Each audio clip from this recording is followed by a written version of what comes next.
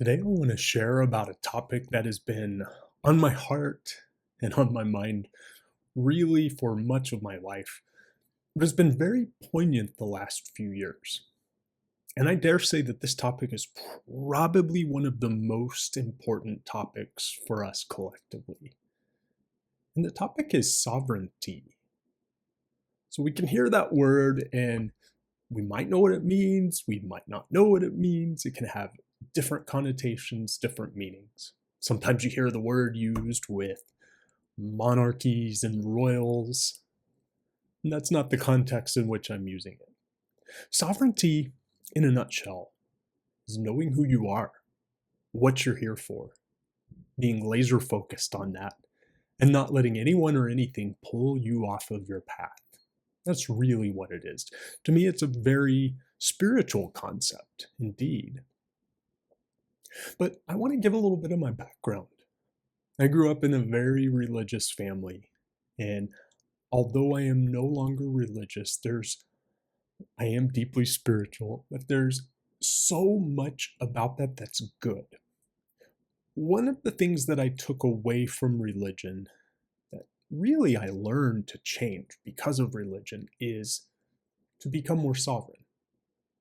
Whenever we're a part of any group, whether it's a religion or a political party or maybe a gender or a sexuality, whenever we're part of any group, there's a lot of pressure to buy into group think, to think and believe exactly what everyone else in the group thinks and believes.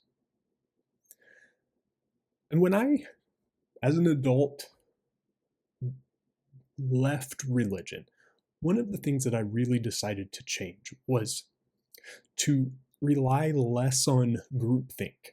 I decided I don't want to outsource my thinking, my discernment anymore. I want to find what I believe, find what resonates as truth from within. And I've really striven to do so, especially more and more over recent years. What I see out in the world is a lot of conformity and polarization at the same time. You see it in the political realm. It's blatantly obvious there. Oh, I'm this political party, and therefore I just buy wholesale everything that this political party says and thinks and believes. And I don't have to think about it too much. I just kind of go along with it, and then I get angry at people who have a different opinion in a different party. But we also see it with anywhere there's groups. I identify as part of this group, or that label is an identity for me, so I buy into what everyone else with this label believes as well. I see a lot of danger in that. I see it something that's been common to humanity for a long time, but really truthfully, when I get into my heart and soul, I hear the divine saying to us, hey, it's time to evolve beyond that. Now, I'm not saying it's bad to be a part of a group at all. We need community. And I'm not saying it's bad to hear what other people in your group think and believe. What I am saying is that it is so vital, however you identify or whatever group you consider yourself a part of, it is vital, crucial to your well-being and our collective well-being as humanity, that we all start activating that innate gift of discernment. That we don't just buy into wholesale what a group we belong to thinks and believes, but that we start to listen to the information that's presented to us, and then we weigh it against that inner discernment meter. There's an inner knowing. Now, some people are really in tune with their discernment and know who they are, what they're here for, what they're doing, and they're not going to be swayed by anyone else. But a lot of us have experienced our discernment and are really good at ignoring it. How many times have you met someone, had a bad feeling, but you ignored the bad feeling and you regretted it? Maybe you got into a toxic relationship, or you got swindled or cheated on a business deal. And if you had just listened to that gut feeling you had at the get-go, you could have avoided it. I think those are good things when those happen, because they give us the opportunity to know, hey, there really is something deep inside of me that really does know and discern, that maybe even can sense into the future a bit. What I'm suggesting is that we all really get in touch with that part of ourselves, that discernment, and start to trust it. Stop outsourcing our critical thinking and start bringing it back within ourselves. This is vital to our spiritual growth, collectively and individually. And being a sovereign being does not actually lead to more polarization. I find that the more sovereign I become, the more I start to see the commonalities I have with all other people. It's when I silo off into I'm part of this group and I'm part of that group that I tend to get a little more polarized in my thinking. You see, being a sovereign being is very, very independent, yet it opens us to true vulnerability and connection and community. So I want to do a little exercise with you. We're going to do just a simple reflection meditation to start flexing that discernment muscle within you. I want to invite you to close your eyes, and we're going to do 3 clearing breaths. We're going to do it in an interesting way. We'll do a double inhale through the nose and a big sigh out the mouth. And I want you to send your inhales, sharp inhales to the navel, as if you're pushing your navel outwards as you inhale. It's going to sound like this. We're going to do that 3 times together. Sharp double inhale through the nose, sending the breath to expand the navel out, and then a big clearing sigh out the mouth. Empty all the air from your lungs and let's begin. Inhale. Let it go. 2 more times. Inhale. Let it go. 1 more time. Inhale strong and sharp. Let it all go. With your eyes closed, let your breath return to normal.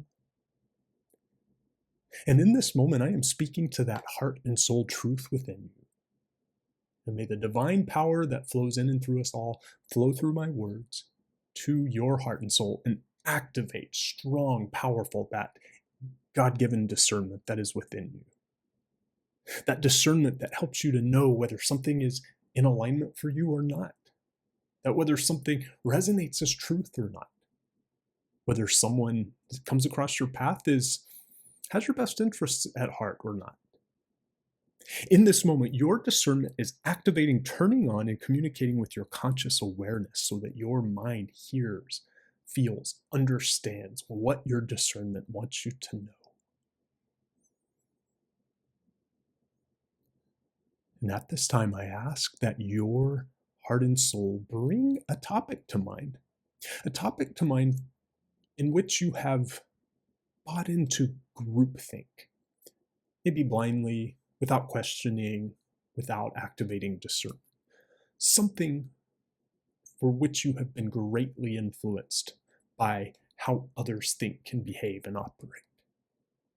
It could be how you spend your money, or what you believe about some scientific theory, or it could be about something political, something religious, something spiritual, or it could just be someone in your life, whether they're honest or not.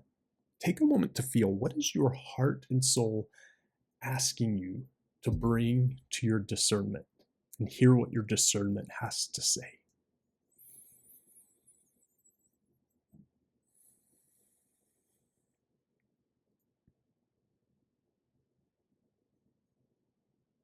Beautiful. I want to give you 2 ways to start to understand how your discernment speaks to you, because we all are different. The first thing I want to do is just whatever your topic is, in this moment I ask that your soul, heart and soul, give you a very clear, strong gut feeling about it. Maybe it's a feeling that you've been on the right path or the wrong path. Maybe it's a feeling that, yes, keep trusting this person, or no, this person is being deceptive. Take a moment to feel deep down in your heart and soul and gut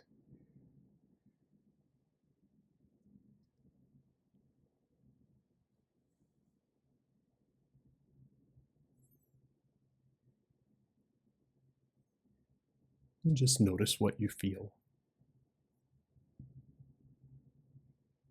Now I want to show you another way to go about this. Might work better for you, might not. I want you to think of a yes or no question you can ask around this topic of your heart and soul discernment. Formulate it as a yes or no answer type of question.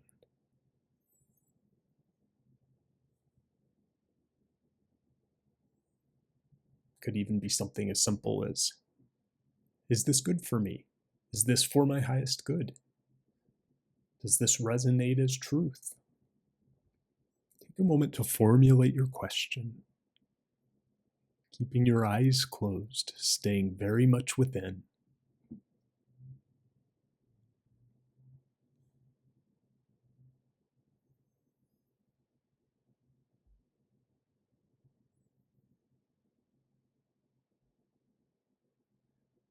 Now ask that question.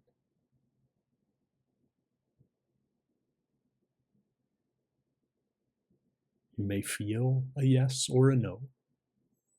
Sometimes in my mind, I picture like a needle gauge.